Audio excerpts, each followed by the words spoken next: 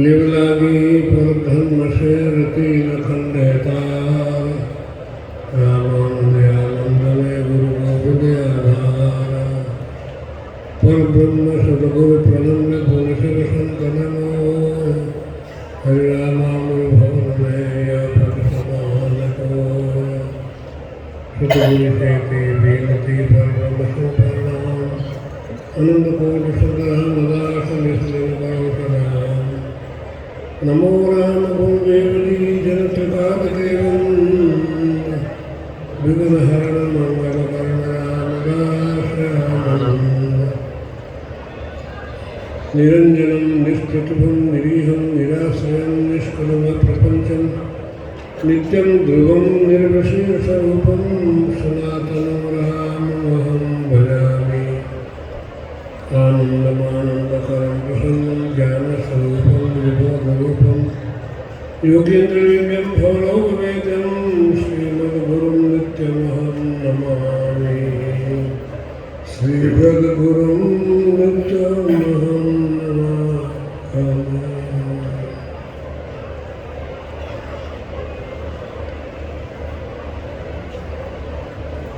परम आराध्य और गुरुदेव के चरणों में कोट से शास्त्र धन्यवाद प्रणाम। भगवत स्वरूप बने हुए अनंत कोटि संत महापुरुषों के चरणों में सादर वंदन। भगवत भक्ति के रस का रसपान करने वाले अनंत प्रेमी के स्वागत एवं सम्मान। होली के दिन राम राम दिवाली गावे श्यामा मिलिया राम राम जाता बतलावे सगे सैन्य को वैर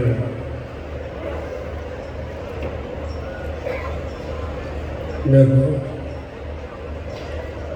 प्रेरणादायक संतों के वचन उनके मुख से निकल करके हमारे जीवन में नया प्रकाश पैदा कर देते हैं। वचन आगले संतता हरिया हस्ती ग्रंथ ताखन टूटे भरम का संदेह कान कांत। सुनते हैं हाथी के दांतों में बड़ी ताकत होती है। किसी भी आदमी ने ये बात सुनी तो विचार किया कि कोई चोर था तो विचार किया ये गढ़ है किले हैं इनके जो पोड़ है गेट है वहाँ पर दरवाजे लगे हुए हैं तो ताकतवर चीज के द्वारा दरवाजा तोड़ करके अंदर जाऊंगा चोरी कर लूंगा। अब वो ताकतवर चीज के लिए उसने मुझसे सुना कि तो हाथी के दांत बड़े ताकतवर होते हैं तो बाजार से गया हाथी का दांत खरीदने के लिए। दांत खरीदे लेके आया और उन दांतों से तोड़ के दरवाजे तोड़ने लगा लेकिन दरवाजे नहीं टूटे। खूब मेहनत करता रहा फिर भी काम बढ़ा नहीं। सहयोग के साथ में कोई महात्मा जी का साथ हुआ। उसके इस असफल प्रयास को देख करके महात्मा जी ने पूछा भैया तुम क्या कर रहे हो? तो मैंने सुना है कि हाथी के दांत बड़े ताकतवर होते हैं। मैं एक हाथी के दांतों से एक दरवाजा तोड़ना चाहता हूँ। तो महात्मा जी ने कहा बेटा हाथी के दांत ताकतवर होते हैं जरूर लेकिन मालूम है ऐसे ही खुले दांत काम के नहीं है। ये सीधे हाथी के लगे हुए दांत होते हैं तो उससे और दरवाजे टूट सकते हैं। सहदे वो दांत उसके शरीर में लगे हुए हों तब वो दांत कामयाब होते हैं। तो इस तरह सत्पुरुषों के जो वचन है प्रेम सज्जन हम सुनते हैं, जब हम सुनकर करके उन वचनों के द्वारा अपने भ्रम के जो दरवाजे हैं, भ्रम के जो द्वार हैं, उनको तोड़ने में चाहते हैं तो वो टूट सा जाते हैं। तथा जिनको जो स्वयं भ्रमित है वो कोई हमें यदि उपदेश है तो वो हमारा कामयाब सफल नहीं हो सकता, बोल नहीं मिटेगा। और जब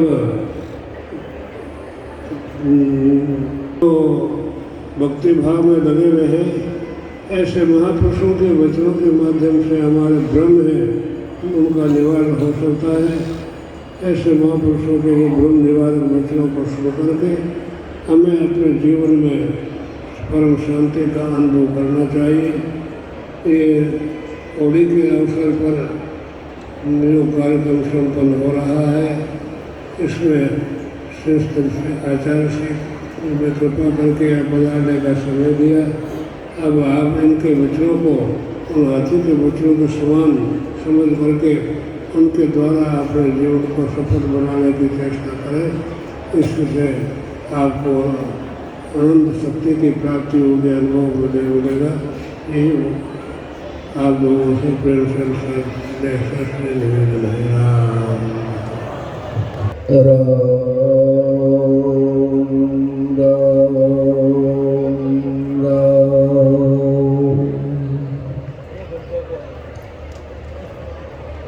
निवलागी पर ब्रह्म सौरतिन खंडेता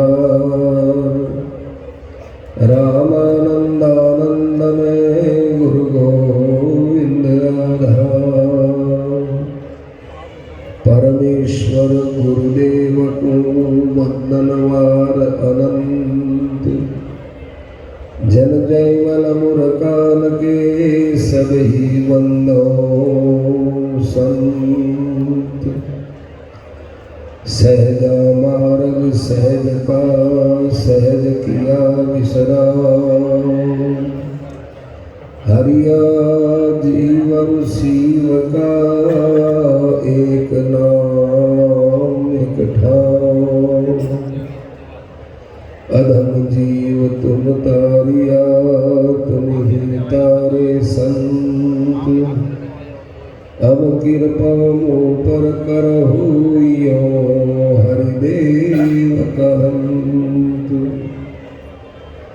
अटल बैन गुरुदेव का रामदास सतमान एक पूठा ना फिरे गिरिवर गंग अरुज्ञान नमो राम गुरुदेव वेदन त्रिकाल के वंद विघ्न हरण मंगल करण रामदास आनंद।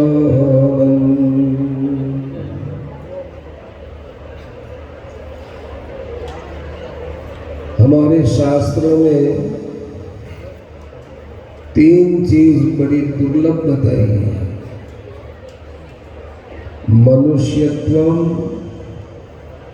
मुमुक्षुत्वम महापुरुष संशय। पहला तो मनुष्य शरीर मिलना बड़ा दुर्लभ है सज्जनों। हम लोगों को भगवत कृपा से अनायास मिल गया, लेकिन इसकी कीमत हम आप नहीं रहे हैं। न जाने कितने जन्मों में अपने कर्मों का फल भोगते भोगते मानव शरीर मिला, और ये मानव शरीर भी भारतवर्ष में मिला। आप कितने ही पुस्तकों को पढ़ के देख लो, निष्पक्ष होकर देख लो, भारतवर्ष में भगवान के अवतार हुए, भारतवर्ष में संत अवतार हुआ। भगवान के दो प्रकार के अवतार होते हैं, एक तो नैमित्तिक अवतार होता है, एक नित्य अवतार होता है। नैमित्तिक अवतार होता है वो किसी एक कारण विशेष से होता है।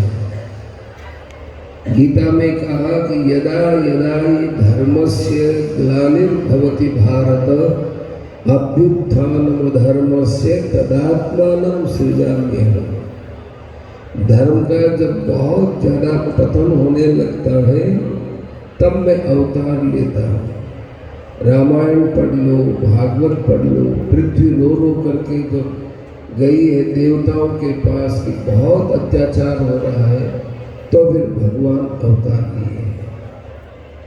तो ये एक निमित्त बना है, पर वे ही भगवान संत रूप से नित्य अवतार लेते हैं। चाहे कलयुग हो, चाहे त्रेता युग हो, चाहे द्वापर युग हो और चाहे कलयुग हो। और कलयुग में भी पहला, दूसरा, तीसरा और चौथा चरण महान विकृत बताया गया, उसमें भी संत अवतार लेते हैं। तो संत के रूप में जो भगवान का ही अवतार है, ये नित्य अवतार है। संत जिस वक्त नहीं होंगे संसार में, एक भी संत नहीं होगा, उस समय में संसार में विप्लव हो जाएगा। एक भी अवतार नहीं होता है 24 अवतारों में, तो संसार का कुछ नहीं बिगड़ता। परंतु एक भी संत यदि संसार में नहीं रहेंगे तो सब विप्लव हो जाएगा। इसलिए संत रूप से भगवान अवतार लेकर हमारे जीवन को अध्यात्म की ओर मोड़ने का एक बहुत बड़ा काम करते हैं। जो काम भगवान को अवतार लेकर करने में कठिन होता है, वो भगवान के नित्य अवतार के द्वारा बड़ा सुगम हो जाता है। सबसे बड़ा कठिन काम क्या है सज्जनों? जन्म जन्मांतर की हमारी जो भगवत विमुखता है, न जाने करोड़ों अरबों खरबों वर्षों से हम भगवान से विमुख रहते हैं, उसको संत महापुरुष अपने वचन शक्ति से विचारों को मोड़ देते हैं, उसके आचरणों में परिवर्तन ला देते हैं। इससे बड़ा और दुनिया में कोई आश्चर्य नहीं है, बड़ा कठिन काम नहीं है। एक संत से पूछा कि कोई आप चमत्कार बताओ, तब तो देखो लोग सत्संग सुनेंगे। चमत्कार के बिना कोई नमस्कार नहीं करता। तो उन संतों ने उत्तर दिया कि भाई सबसे बड़ा चमत्कार आपकी चित्त की वृत्ति को बदलना है। हम कितना बोलते हैं, कितना किसी को समझाते हैं, छोटे से बालक को हम इतना पैसा खर्च करके भी उसकी चित्त वृत्ति को नहीं बदल सकते, बड़े बूढ़े को नहीं बदल सकते। लेकिन संत के ऐसी कृपा शक्ति होती है, उनके वचनों में आदमी का चित्त बदल जाता है। तो मनुष्य शरीर मिलना, वो भी भारतवर्ष में मिलना, और वो भी सत्य सनातन हिंदू धर्म में मिलना, बहुत बड़ी भारी कोई भगवान की कृपा होती है। क्योंकि हिंदू धर्म में, सत्य सनातन हिंदू धर्म में जीवों के कल्याण के लिए जितना व्यापक और गहरा विचार हुआ है, उतना और किसी धर्म में कल्याण को लेकर विचार नहीं हुआ है। और हमारा सत्य सनातन हिंदू धर्म है, वो किसी एक व्यक्ति से नहीं चला है। सत्य सनातन हिंदू धर्म के अलावा जितने धर्म चले हैं, उनके मूल में एक व्यक्ति है, और उसके मूल में भगवान है। उस धर्म में हम लोगों को जन्म मिला है। आज तरह तरह के धर्म के नाम पर बातें होती हैं, तो वो हमारे ग्रंथों को पढ़े बिना चाहे जैसा अनर्गल प्रलाप करते हैं। आप सोचिए, देश की आजादी के बाद सबसे ज्यादा इस देश में किसी धर्म ने यदि कष्ट उठाया तो हिंदू धर्म ने कष्ट उठाया। आप खुद अभी कई बातें आपने सुनी हैं बहुत समझदारी की भी बातें हैं, लेकिन कुछ बातों पर हमको विचार करना पड़ेगा। इन 70 सालों में जितना हिंदुओं का दमन हुआ है उतना किसी का नहीं हुआ। इस बात को खुले कान से और खुले मन से और दुराग्रह से रहित होकर सुनना चाहिए। चाहे जो आदमी चाहे जैसी टिप्पणी कर दे, हमारे धर्म ग्रंथों को कुछ बोल दे, कहीं मंदिर तोड़ दे, रास्ते में बाधा आई शिव मंदिर तोड़ दो, ये कहाँ की न्याय की बात है? और दूसरी कोई चीज तोड़ के बताओ, आपको पता चल जाए। कारण क्या है सज्जनों? कारण यह है कि हम लोगों ने अपने आप को एक कुछ अलग सा ही मान रखा है। नहीं, हिंदू धर्म के नाम पर अपने सब एक है।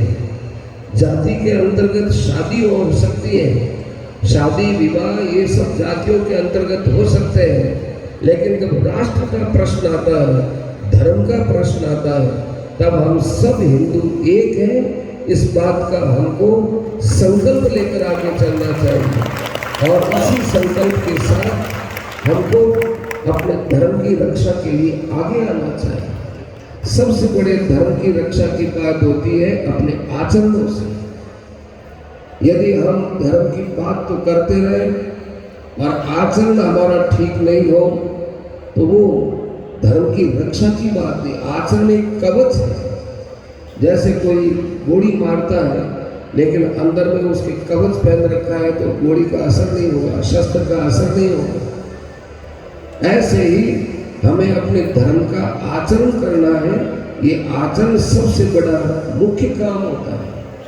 और दूसरी बात सज्जनों, आप इस बात को अच्छी तरह से नोट कर लीजिए, चाहे हमारी बात आपको पसंद आए न आए।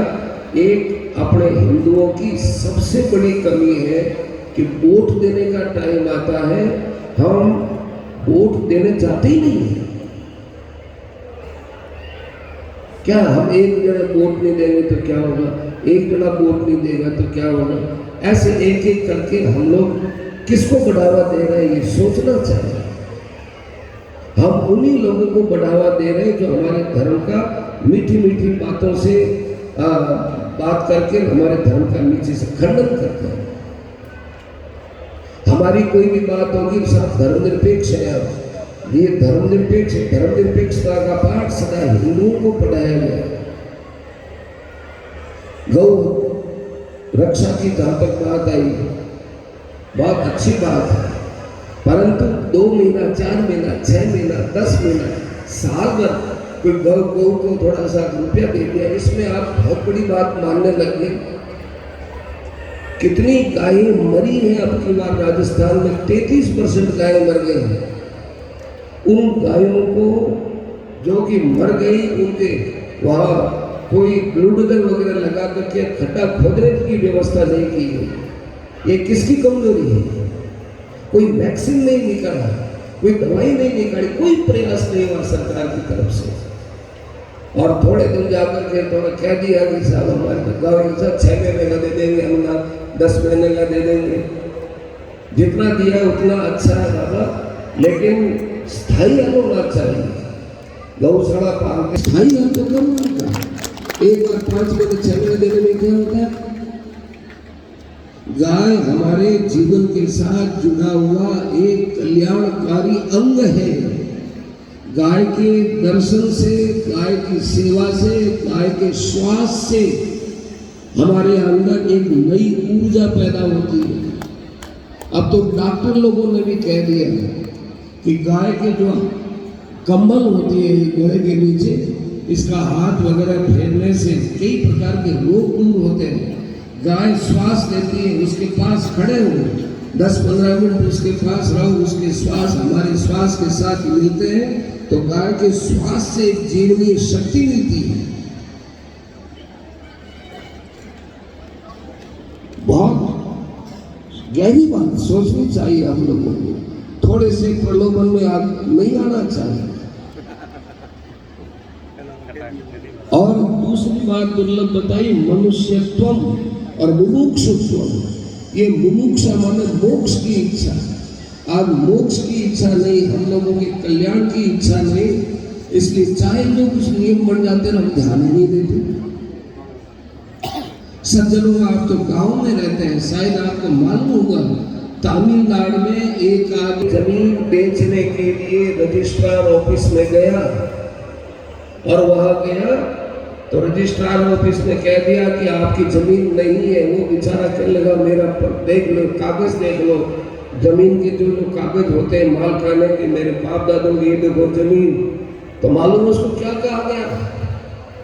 उसको ये कहा गया कि ये जमीन वक्फ बोर्ड की है और उसी वक्फ बोर्ड के अंतर्गत उस जमीन में एक 3000 वर्ष पुराना मंदिर था। मंदिर भी वक्फ बोर्ड की संपत्ति।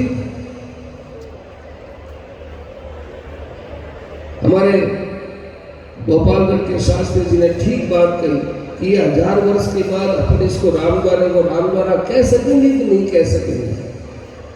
हम अपने घर को अपना घर कह सकेंगे कि नहीं कह सकेंगे? पूछो ये प्रस्ताव कब पारित हुआ? मालूम है वक्फ बोर्ड का क्या कानून पास किया गया है? ये पास किया गया है कि जब वक्फ बोर्ड कह देगा कि ये मकान हमारा है, भगवान न करे श्री रामदास जी महाराज, दयाल जी महाराज रक्षा करें, कभी ना हो, लेकिन अनुमान लगाओ कि उस दिन कह देंगे वो वक्फ बोर्ड वाले कि साहब ये राम खड़ा हमारा है। हम कहेंगे भाई हजारों वर्षों, हमारे के सैकड़ों वर्षों से ये हमारा, कि नहीं हमारा है। अब आप इसको सिद्ध करने के लिए कोर्ट में नहीं जा सकते। दुनिया के सारे मामले कोर्ट में सिद्ध होते हैं, कोर्ट में नहीं जा सकते। आप अपने कागज लेकर के वक्फ बोर्ड में जाइए और उनके सामने सिद्ध कीजिए। उसमें जजेज मुसलमान, उसमें वकील मुसलमान, उसमें आप ये भी प्रमाणित करते हैं तो साहब हम नहीं मानते, क्या करेंगे अपने? ये परिस्थिति क्यों पैदा हुई? हम लोगों ने 60-70 वर्ष तक अंधे होकर के ये नहीं देखा कि सरकार हमारे साथ क्या करती है। हम आंख बंद किए रहे, जैसे दिल्ली के बच्चे होते हैं आंख बंद करते हैं, ऐसे हम आंख बंद कर रहे। आज हमको जगने का मौका मिला है, हमको जगना चाहिए। सबसे बड़ा यदि पर्व हमारे पास है तो होली दिवाली हमारे धर्म का पर्व है, लेकिन जिस दिन आपको वोट देना पड़े उस दिन आपका ये राष्ट्रीय पर्व है। इस राष्ट्रीय पर्व में जरूर सम्मिलित होना चाहिए और कोई भी किसी प्रकार जिसको भी मताधिकार का प्रयोग अधिकार मिलता है उसको इसका प्रयोग करना चाहिए। बड़ा भारी अन्याय हुआ है अपने साथ। अभी हमने एक फेसबुक पर देखा, कहीं परीक्षा थी जयपुर में, जनेऊ निकलवा दी। जनेऊ पहने हुए थे लोग, जनेऊ निकलवा दी। जनेऊ पहनने में क्या है? कोई परीक्षा में नकल करे, सही बात है, कोई नकल करे तो कोई कागज पकड़े तो वो ले, पोथी लेके आए। जनेऊ से क्या तकलीफ है? अभी कंठी की बात चली, यदि कंठी उतरवाएंगे तो क्या करोगे? जब अपने पास सरकार ही नहीं रहेगी, हमारे पास कोई बोलने वाले नहीं, क्या करोगे? हम लोग कंठी उतरवा देंगे। हम लोगों के लिए कहते हैं तुम लाल कपड़ा उतार के फेंको, क्या मतलब है? इसलिए सज्जनों, कभी भी वोट का टाइम आने वाला है, आप लोग कोई भी वोट के पीछे मत रहो और एकता की भावना से वोट दो और बता दो कि हमारे धर्म के अंदर अभी प्राण है। तुम चाहे कितने ही प्राण हमारा लो, हमारे प्राण अभी आप तो हमारे पर सब पर एक बड़ी भारी जिम्मेवारी है। इस जिम्मेवारी का उपयोग करना है। मनुष्यत्व, मुमुक्षुत्व और महापुरुष संश्रय, और जीवन में तत्व की महापुरुष है, उनका संश्रय, उनका आश्रय, उनकी कृपा, उनकी सहायता से, उनकी कृपा से हमको आगे बढ़ना है। आने वाली पीढ़ी क्या कहेगी? एक बच्चा, दो बच्चा, एक बच्चा, दो बच्चा। अब हम इतने साधु संत यहाँ बैठे हुए हैं, क्या हम मरेंगे नहीं? ये जमघट मिलेगा, समुदाय मिलेगा देखने को। फिर कोई साधु, साधु कौन होगा? या आपके एक बच्चा है, दो बच्चा है, एक बच्चा, दो बच्चा। रामस्नेही संप्रदाय में कम नहीं थे हमारे रामक द्वारे, बहुत राम। जोधपुर में बहुत राम द्वारे थे, एक जोधपुर में, हमारे बीकानेर में बहुत राम द्वारे थे, कई जगह बहुत राम द्वारे थे। कहते पीपाड़ में 10 राम द्वारे थे, अब एक राम, एक, वो भी अंतिम सांसों में चल रहे हैं। थोड़ा सोचे हम लोग, एक बच्चा करके 2 बच्चा लोग संपत्ति बढ़ा रहे हैं खूब। संपत्ति की रक्षा कौन करेगा? संपत्ति का भोग कौन करेगा? संपत्ति का आधिपत्य किसके पास रहेगा? जब तक हिंदू के एक के 7 बच्चे नहीं होंगे, हमारा धर्म किसी प्रकार से बचने वाला नहीं। 7 बच्चे होने चाहिए। हमने एक वीडियो देखा, उसमें एक स्त्री इतनी अपने धर्म के नहीं थी, किसी और ही धर्म की थी। उसने कहा कि मैं 50 बच्चे पैदा करूंगी, 25 तो मेरे हो गए, और अपने पति को खूब खिला पिला के 50 बच्चे पैदा करूंगी। क्योंकि सारा ही क्या कंगाली हमारे हिंदुओं में ही आई, हिंदू खाएगा क्या? इतने मरे हुए गिरे हुए हैं हम। इस प्रकार से हम परिवार नियोजन को ले करके अपने ही हाथ से अपनी कुल्हाड़ी लेकर अपना पैर काट रहे हैं। परिवार नियोजन इस देश के लिए बहुत घातक, हिंदू धर्म के लिए महान घातक हुआ है। और लोग देख रहे हैं कि भाई ठीक है, अभी ये लोग कर रहे फैक्ट्रियां बन रही है, क्यों हो रहा है, आगे जाकर हमारी कमाएंगे। उन लोगों को अपनी आने वाली 2-3 पीढ़ियों के लिए व्यवस्था करने में और वर्तमान में कष्ट पाने में कोई संकोच नहीं, और हम वर्तमान में अपने जीवन के लिए कष्ट पा रहे हैं। सुख, अपना सुख देखने के लिए आप एक परिवार, एक बच्चा बहुत, अपने तो एक बच्चा बहुत। महाराष्ट्र में गए, अभी 2-3 जगह पूछा कितने बच्चे? एक बच्चा, एक बच्ची, एक बच्चा, एक बच्ची। क्या गरीबी हमारे ही नहीं, क्या हमको घाटा खाने का नहीं मिलेगा? अस्पतावत। इसलिए सज्जनों सजग हो, ये धर्मनिरपेक्षता का कोरा हमको विषैला जहर पिलाया गया है, इससे बाहर निकलो और हिंदुओं को एक होकर के चलना चाहिए। इस विषय में किसी प्रकार का कोई संदेह नहीं रखना चाहिए, पर ये एकता शांतिपूर्वक हो, ये एकता राष्ट्र के संवर्धन में हो, और ये एकता हमारे धर्म की रक्षा के लिए हो। हमारा सबसे बड़ा धर्म राष्ट्र धर्म है, और राष्ट्र धर्म के लिए हिंदुओं का एक ही तो ये राष्ट्र है। इसको भी कहते हैं कि ना हम इसको धर्मनिरपेक्ष रखेंगे, हिंदू राष्ट्र नहीं बनाएंगे। हद हो गई। छोटा सा ना कुछ भिखमंगा पाकिस्तान अपने आप को सबसे पहले उसने मुस्लिम राष्ट्र घोषित किया।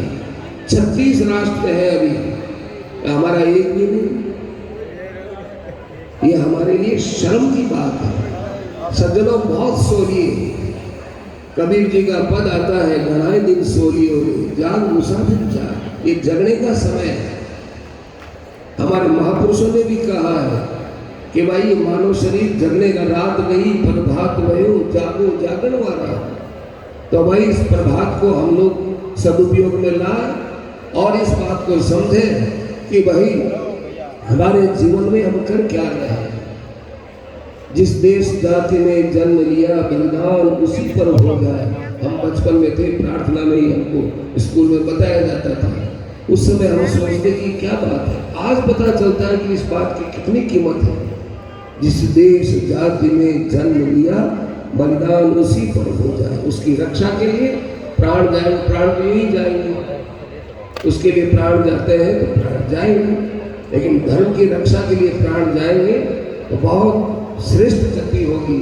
और ऐसे ही यदि हम अधर्मियों में अधर्म को सहन करते हुए मरेंगे तो वही बड़ी भारी दुर्गति होगी। हमारे धर्म के नाश करने वालों की दुर्गति हो रही है, मरने के बाद भयंकर दुर्गति होगी। लेकिन अपने को यदि दुर्गति से बचना है तो अपने को अपने कल्याण के लिए एकजुट होकर के चलना चाहिए, भगवान का भजन करना चाहिए। भगवान कहते हैं काम तुम करो, शक्ति हम देंगे, शक्ति हम देंगे आपको। बस भगवान की शक्ति चाहिए, कृपा चाहिए। कृपा करते हैं लेकिन हम कृपा कृपा करके पड़े ही रहेंगे, ऐसा नहीं। ऐसी कृपा भगवान नहीं करते हैं। मुक्त संग अनहमवादी धृत्युत्साह समन्वित है, धैर्य और उत्साह के साथ निडर होकर, निर्भय होकर आगे आइए और अपने भगवत भजन में, अपने जीवन के कल्याण में हमको दृढ़ता से, मजबूती से आगे आने चाहिए। जो भी खतरे आएंगे तो आएंगे। भगवान के भजन में किनको कष्ट नहीं हुआ है। यहाँ श्री रामदास जी महाराज को राजा ने देश निकाला दे दिया, ये कष्ट कम है क्या? अपने घर से निकालते कोई कष्ट इनके सामने नहीं आया। महापुरुषों के सामने आते हैं। ये तो जीवन का सत्य है कि जिस रास्ते में कांटे न हो और उसके ऊपर चलने वाला व्यक्ति चतुराई से चल जाता है, यही तो विशेषता है।